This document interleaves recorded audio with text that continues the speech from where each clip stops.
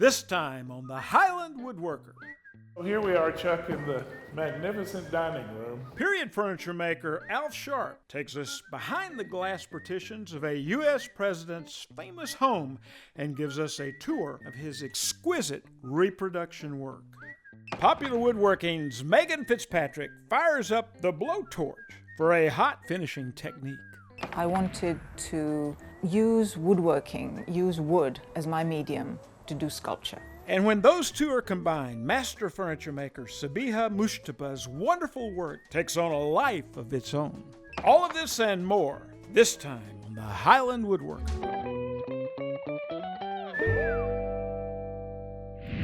Hello, I'm Charles Brock, and I'm a Highland Woodworker. I just love coming to Highland Woodworking in Atlanta, Georgia. It's where I get all my fine woodworking tools and an outstanding woodworking education. Hello, Ed Sid. Hey, Chuck, how's it going? It's going great. It's nice to see you. Ed, I'm doing a project where I need to make a lot of production dovetails and do it real quick. Is there something new out there that could help? I think Leigh's latest jig will help you out. Well, I want to see that, but first, we're going to take you to the Hermitage. It's President Jackson's home near Nashville, Tennessee. A friend of mine, Alf Sharp, is going to take us on a tour of all the reproduction furniture that he made for the Hermitage. Let's go there now. Well, hello, Alf Sharp. Hey, Chuck. Nice to see you again. So nice to see you. Well, we're at the Hermitage. This is just beautiful here. I understand Andrew Jackson lived here. He did? The 7th President of the United States, and this was considered the frontier. It was, but this was one of the most extraordinary houses to be on the frontier at the time. Jackson was a very wealthy man, and his holdings were vast, and he wanted this house to manifest that kind of prominence. Well, the Hermitage, I understand, is a working tourist destination. Oh, very, very popular. Here in Nashville, and we couldn't stand at the front door because people were coming in and out. That's right. So, but we're also blessed with a beautiful back door here, and you did, I think, all the doors. I did all the exterior doors, that's right. So you can show us what you did here and how you did it. Okay, of course, these doors are faux grained, that is painted to look like fine ribbon and crotch mahogany. They are in fact all heart poplar, and they're made exactly as the original doors were made, with through tenons and pegs and single boards in all the appropriate places. But then they're faux grained in as close to original faux graining and using as close to the original paints as we could obtain and make today. And even down to the hardware here is the original hardware. It's not the original hardware, it's reproduction hardware, but it's made by a blacksmith in exactly the original fashion. These hinges are still the original hinges. After nearly 200 years, they had virtually no wear. It's just astounding to me. They're original hand-wrought hinges with original screws, and they were in such good condition and so unique that we couldn't reproduce them without, going to having a blacksmith do it, and so we just used the originals here. And so here we are, Chuck, in the magnificent dining room, a very large and dramatic room in the house. The Jacksons entertained a lot. We have here captured for us a little moment in time of exactly what was happening in the period, and that's one of the ways that the restoration of this entire house is so valuable, is to visually show us what it was like to actually live in 1835. Well, can you tell us what it was like to try to reconstruct a chair like that? Because this is a huge collection of chairs. It was. There are 26 of them altogether, and it was quite a project. It began with only written information. We had an inventory sheet that showed they existed, and we had an original invoice that showed that Jackson paid $2.50 a piece, not only to buy them, but to have them shipped all the way down here to Tennessee via river. Amazing. And so we knew these chairs existed and were what he bought, but that's all we knew because at the time none of the chairs were known to exist. Later, we found one chair in very poor condition in the ownership of one of the family descendants, and so that gave us some information about what it looked like and how it was made. But we had to do a lot more research, years of research, in fact, and prototype after prototype after prototype to come up with all of the details just exactly as they are before we finally committed to making a set of 26 full chairs. Alf, what are the chairs made from? Chuck, they're actually made out of soft maple, which makes a great paint surface, but it's stronger than, say, poplar or some other good paint surface. They're made out of soft maple and then painted. All the decorative painting and gilding was done by a colleague of mine named Jimmy Venzik, who also did the faux graining on the doors that we looked at. A very talented decorative painter. Well, everybody started somewhere, and I understand you started your association with the Hermitage over this mantelpiece. That's right. That's right. This was the first thing that I did for them. And in our negotiations about making it, they insisted that every single part of the work be done entirely by hand. They allowed me to use electric lights in my shop, but beyond that, everything had to be done with tools of the period. And lights would have made a difference. They actually would have made a difference, that's right. But that was not a stumbling block for this situation. And interestingly, the mantelpiece manifests some relatively naive workmanship. And I had to replicate that. I couldn't necessarily do everything that I might have done in a finer piece of work. I had to do exactly what we saw was done on the originals. Sure. In order to create the perfect recreation of the atmosphere of the place. Well, I understand you also completed some of the casework here. I did. There are 4 of these here in this study in the library, and this upper section is original to Jackson, and it was known all throughout the restoration that they sat on something in the house, but we were never entirely certain what they sat on, but we knew that they sat on something. So in the end, the decision was made to build this press base, which was a very popular form in the Tennessee Valley region at the time, and in fact a type of this press base has come to be called a Jackson press.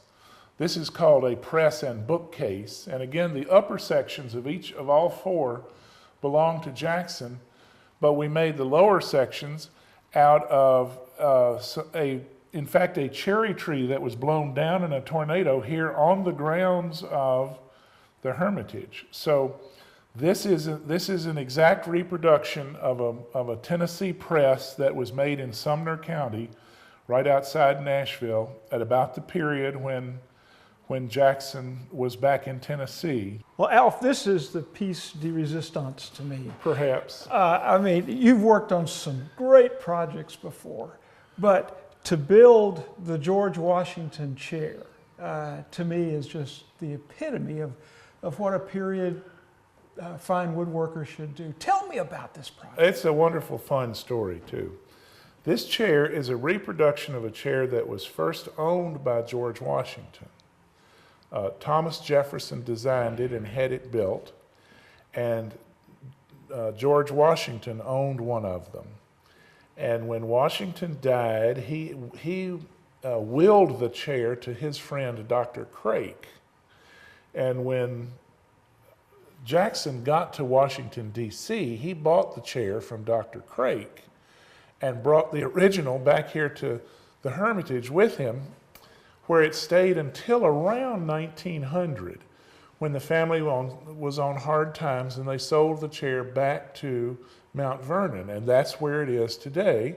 If you visit Mount Vernon, you'll see the original chair in front of Washington's secretary.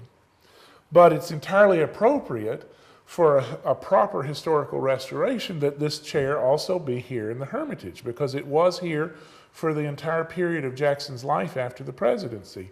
And one of the most honored things he could offer his guests was an opportunity to sit in General Washington's chair. And so it's a swiveling chair. And what we did, we went up to Mount Vernon. We took a very careful survey of the original chair, and then reproduced it as exactly as possible to go here in the Hermitage.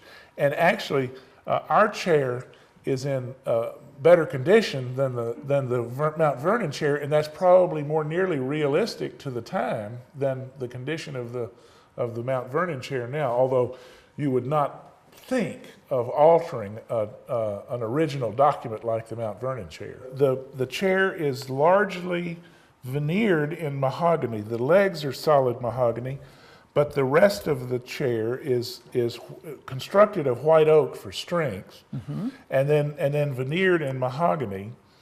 And the swivel mechanism is really not terribly sophisticated. It's just two pieces of wood that rotate on one another with a spindle down through the middle of them that keeps it centered. But it works quite well. And the original worked well too after 200 years. Well, Alf, I understand that we've really got to look up to your work here. You did the capitals, is that correct? I did. On these columns.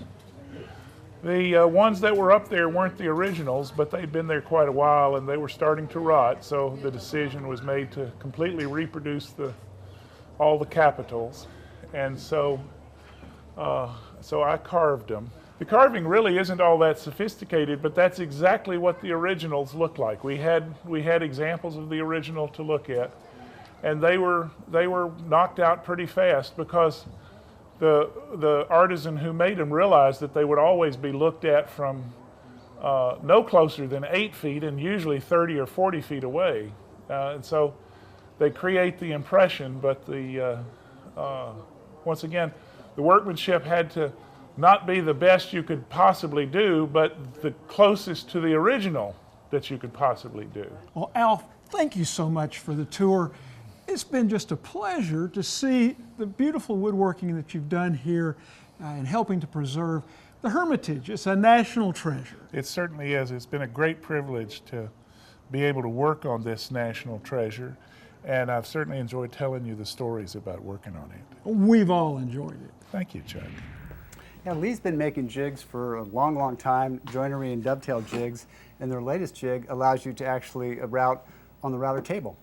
That's great. It gives you a bigger footprint for greater control. It is a fixed base jig.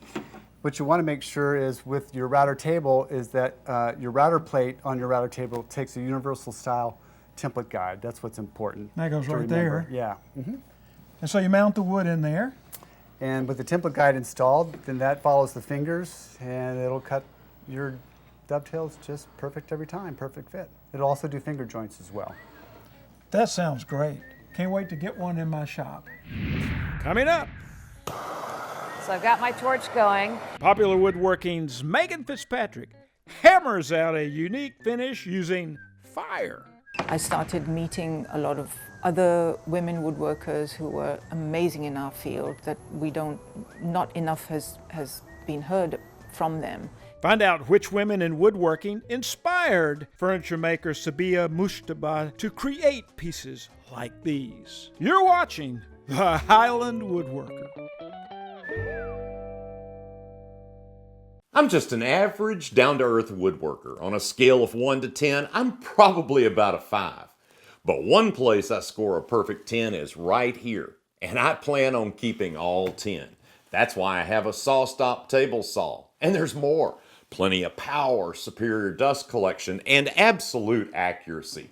These features have made it the best-selling cabinet saw in America. Let Highland Woodworking help you put a saw-stop in your shop. Introducing the ultimate flush trim router bit by Whiteside. Get CNC quality cuts from your patterns every time. Whiteside, industrial grade and American made. RIKON Power Tools, a leader in woodworking power tools for over 10 years with a passion for quality and performance at an affordable price. RIKON has a full line of dependable tools, including a long list of industry-leading bandsaws like their powerful 10-351 14-inch Professional. RIKON Power Tools, tools designed by woodworkers.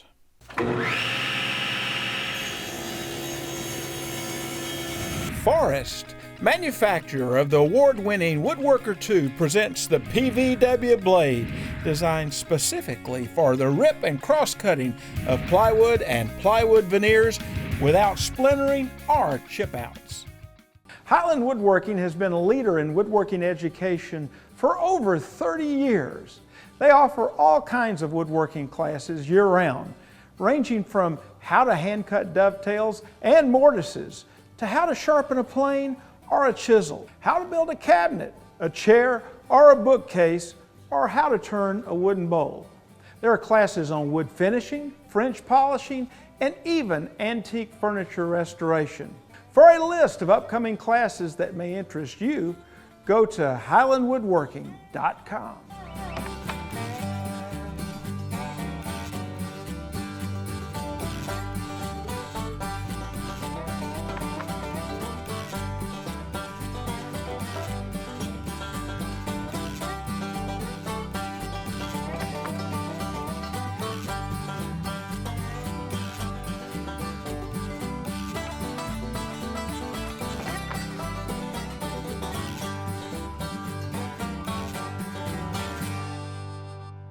Well, have you ever wanted to take a blowtorch to one of your projects? Well, our friend Megan Fitzpatrick is doing that for a flame-broiled finish, this time on Popular Woodworking's tips, tricks, and techniques.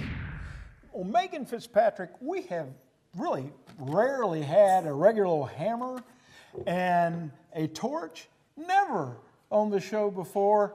What are you going to do with it? Well, I like to burn things. What can I say? When you play with fire, it's always a lot of fun. All right. Well, let's see. I'm a little nervous about Well, I'm going to this. ask you to step back when I turn the torch on, just in Okay. case. I don't want to hurt anybody. I've And to only that got a end- few hairs left. Well, don't I want them actually have a singed. lot of hair left, even if it's turning gray. So the first thing to do is to pull back my hair. There you go. Roll up my sleeves, and we're going to take this quotidian hammer that you can get at any hardware store and turn it into something beautiful. Now, I did take some sandpaper to the factory finish, that, such as it is, that is comes with the hammer, just because I didn't want to burn that. I didn't know what the fumes would do, and my hair tie is not working. There we go. Okay, so first thing we're going to do is turn on the torch. We'll turn it away from you, though. That's right. Okay. So I've got my torch going, and this is really simple. Seth Gould did this technique in the last issue of the magazine, but Chris Schwarz and I have been playing with it. I know Jameel Abraham's been playing around with it, and so is Rainey Nelson. And this works best on open poured woods. Okay. Closed poured woods will char, but they don't get the nice finish that this will. So it's really quite simple. You just want to keep the torch moving. You don't want it to catch fire, but if it does, don't freak out. All you got to do is lean over and blow it out.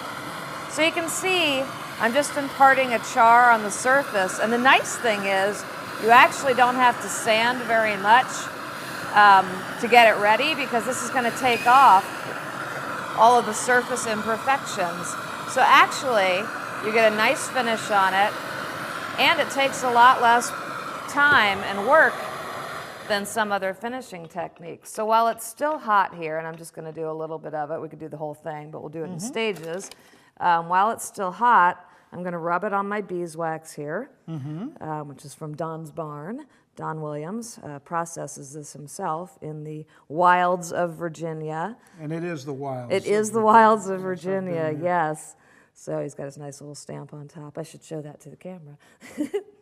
It's going to go away soon, though, when I use that side of it. So you can see it melts the wax on there. So you're filling up the pores. I'm filling in the pores a bit, and then when I just rub it down, what we get here, I mean, we obviously want to wait for it to cool before you pick it up, but it's really not that hot because all we've done is char the surface, and that flashes off pretty quickly. But you can see this really nice black color that you get. That's and very this won't nice. rub off as soon as it's cool and dry. Sure. It's sort of smooth the surface in addition to imparting this finish, and I can turn this, you know, fairly ugly hammer that you get at any hardware store into something really lovely. And this works on larger pieces as well. The one thing we did find out by mistake was that you don't want to do this finish on things that are already glued up because, of course, especially if you're using hide glue, the heat will destroy the joint. It'll come so we apart. found that out the hard way. So much for that Melancholia square, but that's all right. But it looks great, It too. does, right? Yeah, And let's it's see what- already.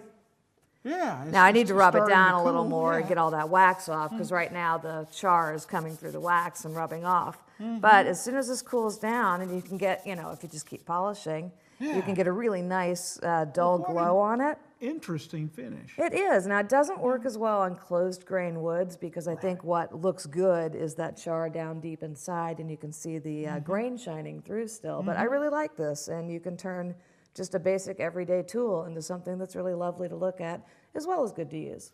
Well, I'm headed to the hardware store to get a torch, and Excellent. It'd be the first time I've carried a torch in many years. You don't carry a torch for me? I'm so hurt. Well, you know, I do have a wife. Okay, so all she right, would- fair that'd be a enough. problem. Thank you so much, Megan. Thank you. Coming up. After I've seen the drawing that I want to do, or I've got a drawing in my head, I visualize it very, very clearly as a three-dimensional piece. If you want to make a career in woodworking, why a modeling job should be a prerequisite. Stick around. You're watching the Highland Woodworker.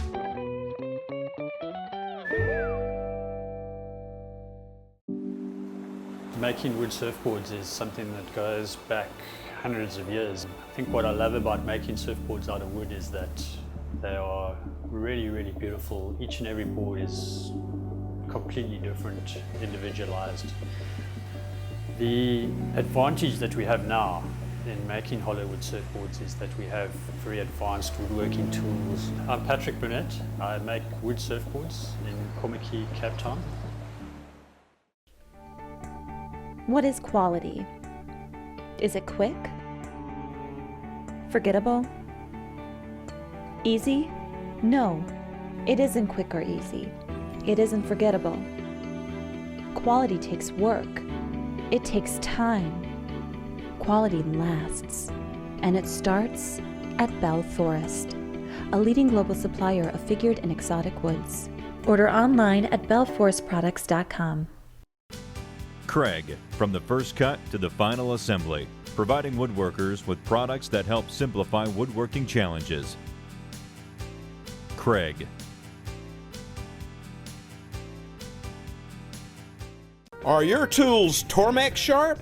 Tormek, consistent, reliable, and razor sharp. Tormek, sharpening innovation. If you can't make it to Atlanta, then you can always shop us on the web at www.highlandwoodworking.com.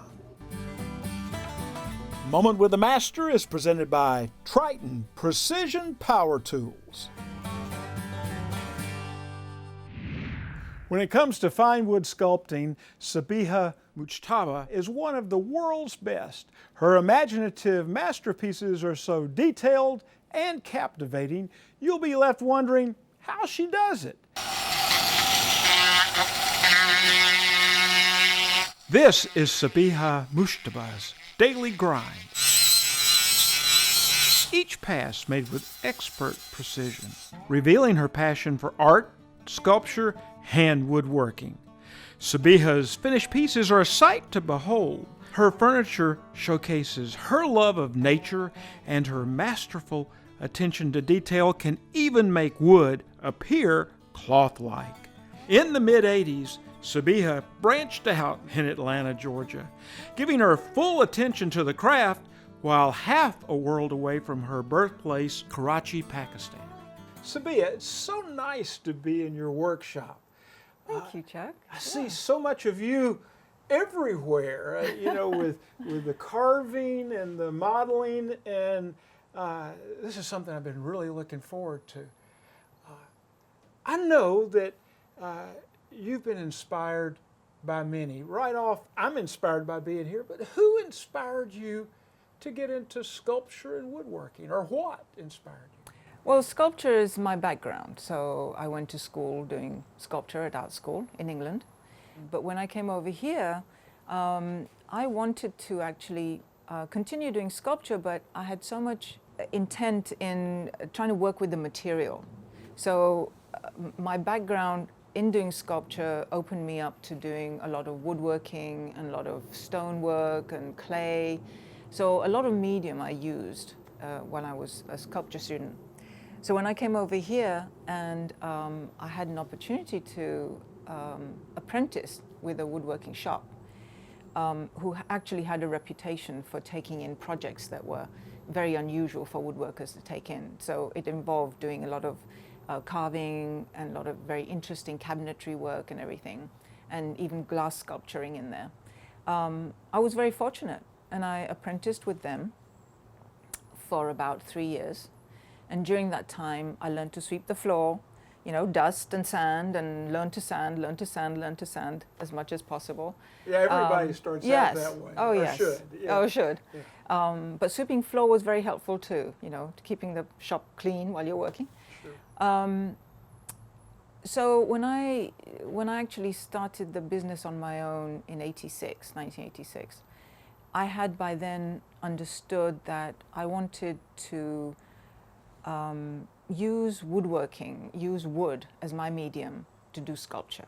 So furniture making just became something that I wanted to direct myself towards, and use sculpture as another way of creating the form within that. Do you consider yourself a generalist as a furniture maker? Do you consider yourself a sculptor, or just all the above? All the above. Yeah. The more opportunity I get to do all the above, the better I feel I've progressed. When I was growing up, my mother actually encouraged me to do a lot of drawings. I drew pictures and caricatures when I was very young, maybe 7, 8, something like that, of whenever I would get angry or upset with somebody, I would do a caricature of them and then just give it to them, you know, with an angry face. And they said, "Oh, this is great," you know. I thought, "No, I'm angry," you know. That's so a great story. it kind of developed from there, and then I was always very good at drawing. I always got good grades in art. My father always, he liked collecting small tools. He was really not very capable of doing those things, but he loved collecting little tools just to do stuff around the house. And when I showed interest in that, I was always by his side whenever he was doing any repairs or anything like that. I was the oldest child, so and my brothers were much too young at that time to follow through with all of that. So he sort of encouraged me in the sense that I was always around with him doing small things around the house.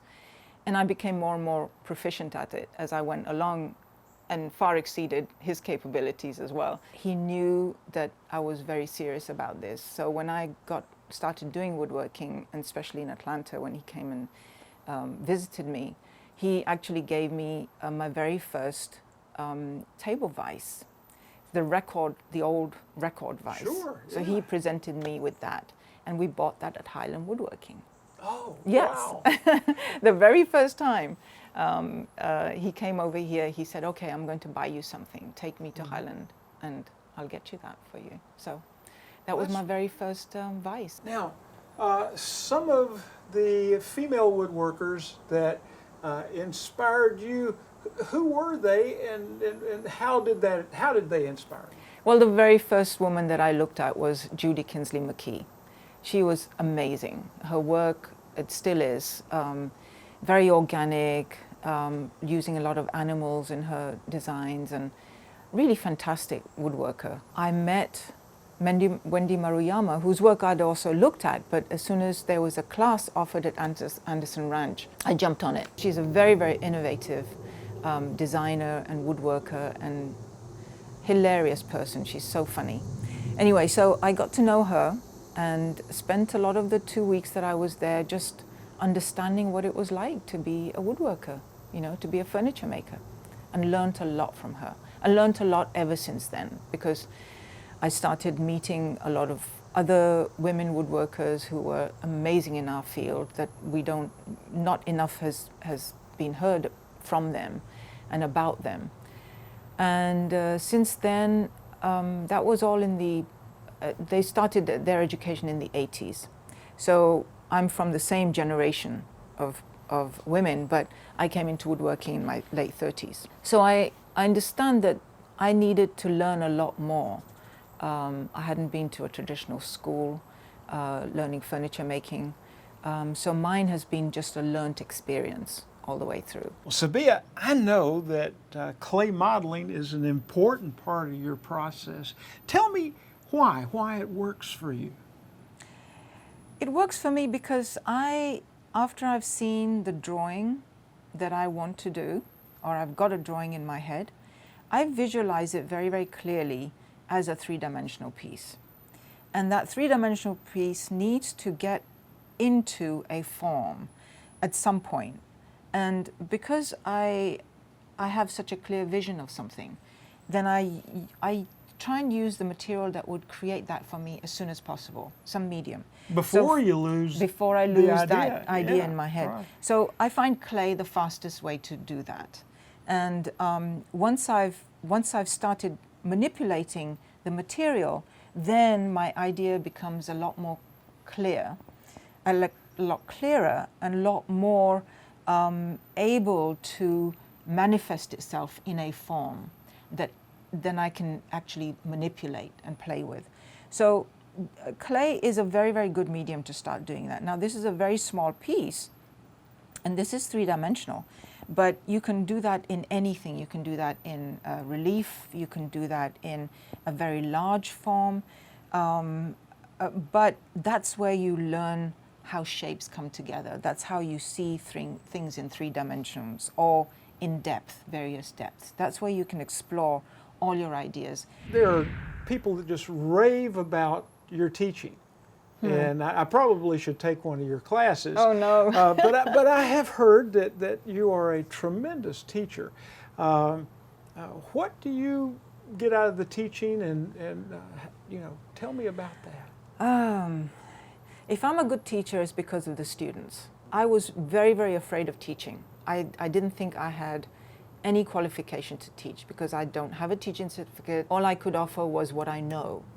So it's almost like going back to the beginning and trying to add 2 + 2 to make 4, and then just saying, okay, I knew that, but do I still know it? So I'm going back to relearn what somebody who's never done it before needs to know. Mm-hmm. So that process has helped me understand more of what I know, and then through that I can push it further by knowing that I know even more than I'm giving to them. Therefore there's always that edge of, okay, I'm going to give you a little more information, a little more information, a little more information, and each time I teach that gets bigger and bigger and bigger, and my students help me understand that I can give them more than they have come there for. Sabiha, what's been the hardest thing for you to learn, either skill-wise or something that you needed to know to be able to grow yourself professionally or hand plane. Artistically? Hand plane. Hand plane.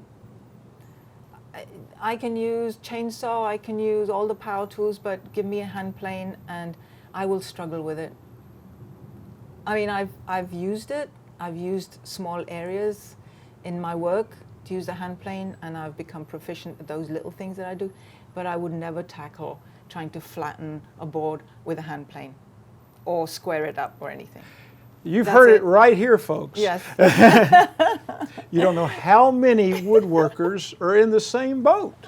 That that a hand plane is the thing that is kind of escapes them the most. There's so many other ways that you can get to where you're going.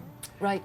And I choose those above the hand plane. I understand. I'll use even a hand file to get that thing exactly the way I want it. Yeah. But give me a hand plane and I will say, okay, well, where do I go from here to here? But I don't use a hand plane very much in my work anyway. My work is just so curvilinear and has so many bends and curves and everything that I'd rather just use a file or a rasp or something to get me there, or a carving tool, or even arbortex, the grinders. Yep. Yeah, all your pieces are so varied. Some pieces are about, have tremendous color, I've noticed. Some pieces have the animals, and that they look like they are living on the piece pretty much, like that's their habitat. They're wrapping themselves around it. Yes, I mean, they're so fluid, they're so organic. Out of all your pieces, is there a piece that you like the best? Oh my goodness. That's kind of a scary question, yeah, that isn't is a scary question, because they're all so different that each one is a progression from that last one to the next one. Yeah. So I actually can't say. I can't say what I like the best. It's always the next one. Well, I'm real excited about the new Leigh dovetail jig. This is a great new machine, and 20 years ago I used one of their earlier products that you used with a handheld router to do this work on a hunt board that I was building.